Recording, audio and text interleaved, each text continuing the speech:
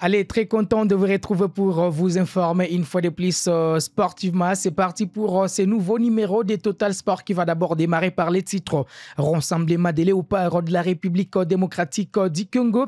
Les fauves congolais ont effectué la première séance d'entraînement en salle des sports. Tard dans la soirée, les groupes est passé de 11 à 17. Découvrons la liste des internationaux congolais présents dans la tanière des léopards. Championnat national de la République démocratique du Congo, le CS Don Bosco Cal devant Blessing en attendant bien sûr son prochain match contre les FC Tanganyika. D'une discipline à une autre, le boxeur professionnel congolais Martin Bakole sera bel et bien sur le ring le 3 mai prochain à Riyad en Arabie Saoudite contre le Nigeria F. Adjagba. Installez-vous confortablement pour les détails après cette courte pause qui va s'imposer.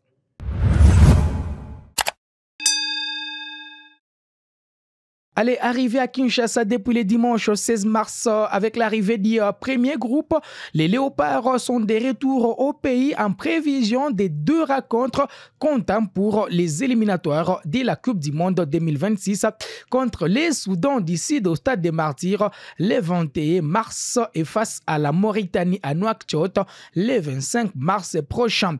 Après l'arrivée du premier contingent, les Léopards se sont renforcés dans la journée du lundi 17 mars avec l'atterrissage de Charles Piquel, ces milliers défensifs congolais qui deviennent de plus en plus réguliers en équipe nationale. Mais chaque il y a un habitué ou encore les défenseurs Rocky Bouchiri et l'attaquant congolais qui volait en Égypte, Fiston Kalala Mayele.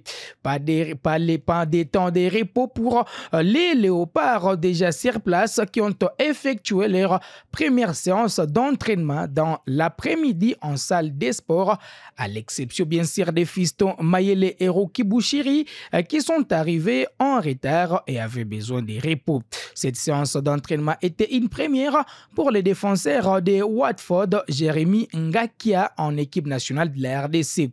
Appelé en sélection nationale à la dernière minute pour combler l'absence d'Axel Twanzebe, blessé en club, les coéquipiers de Doka Yembe également convoqués vit son baptême de feu avec les Léopards. Reste à savoir si Jérémy Ngakia pourra bénéficier de ses premières minutes avec les Léopards lors de cette première convocation. Très tard dans la soirée, le groupe est passé de 11 à 18 avec les arrivées de Yohan Wissa qui brille de mille feux avec la formation de Brentford. Dimitri Berthold, ses portiers qui joue du côté de la France.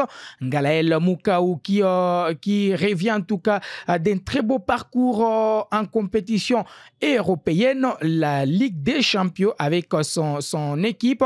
Cédric Bakambu qui est de retour en équipe nationale depuis la dernière édition de la Coupe d'Afrique des Nations en Côte d'Ivoire. D'ailleurs, l'attaquant du Real Betis est en tout cas en forme en club, toute compétition confondue. Chancel Mbemba, le capitaine de la sélection nationale, est aussi à Kinshasa.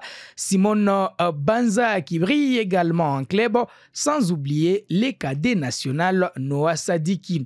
Voici la liste des Léopards. Déjà dans la tanière, nous avons Joris Kayembe, Inonga Baka Divaran. Il y a des joueurs comme Emmanuel Essende qui évolue en Allemagne, Arthur Maswaku qui joue du côté de Turquie, Ngakia Jérémy qui joue avec la formation de Watford et Doka Yembe, son coéquipier également en Angleterre dans l'équipe de Watford. Lionel Mpassi, les joueurs de Rodez, nous sommes en France.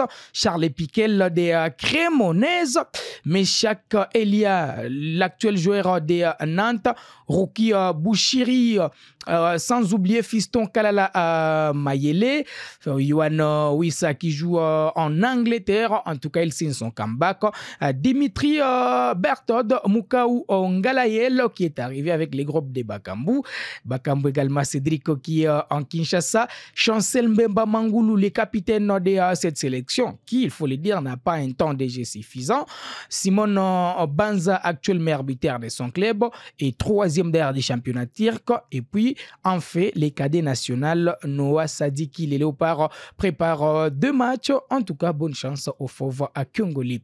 On va parler maintenant du championnat national de la RDC, classé dans les groupes A de la phase classique du championnat national de la RDC. Les CS Don Bosco recevait Blessing FC, c'est lundi 17 mars 2025. Après leur dernière victoire contre la JS Groupe Bazano, les poulons de l'entraîneur Pamphile Miayo n'ont pas réussi à conserver leur dynamique de victoire et ont été contraints au partage des points avec les clubs visiteurs Blessing FC au stade du tout-puissant Mazembe 0-0. Sixième au classement avec 24 points devant son adversaire des jours Blessing qui en compte Vendée. Le CS Don Bosco aura l'occasion de se relancer dans la course à la qualification pour la phase des playoffs le jeudi 20 mars contre le FC Tanganyika.